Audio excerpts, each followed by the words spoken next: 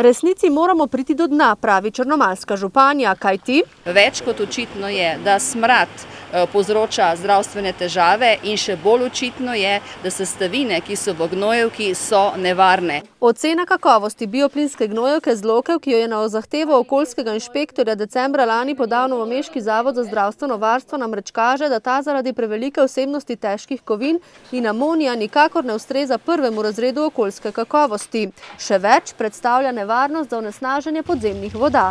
Gre za analize, katere so spretno skrivali, očitno iz določenih razlogov, kateri sicer nam niso poznani, oziroma iz razlogov, da so lahko zalogovnik bioplinske izpraznili, zdaj je praznjenje težje vzorčiti. Agencija Republike Slovenije za okolje pa je ugotovila, da je Riko Velenje, ki opravlja redne monitoringe bioenergove gnojevke, te ne vzorči pravilno, saj dodaja kalcijev karbonat, o čemer smo že poročali. Kljub vsemu pa so dopustili, da je Bioenerg minuli mesec izpraznil zalogovnik nekontrolirano razlivajoč gnojevko po njivah.